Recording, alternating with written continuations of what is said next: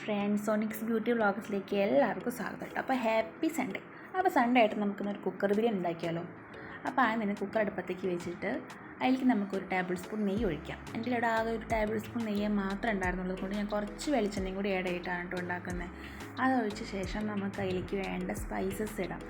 ആദ്യം തന്നെ നമുക്ക് ജീരകം, കറുവപ്പട്ട, ഏലക്കായ, ഗ്രാമ്പൂ ഇതൊക്കെ ഇട്ട ശേഷം അതൊക്കെ ഒന്ന് പൊട്ടി വരണ സമയം കൊടുത്തിട്ട് അത് കഴിയുമ്പോൾ നമുക്കൊരു 1.5 സബോള ഇടാം. ഞാനിവിടെ 2 ഗ്ലാസ് അരിയാണ് എടുക്കണത്. 2 ഗ്ലാസ് അരിക്ക് 1.5 ഗ്ലാസ് വെച്ച് വെള്ളം കണക്കാക്കിയിട്ട് വേണം കേട്ടോ ഉണ്ടാക്കണമെങ്കിൽ.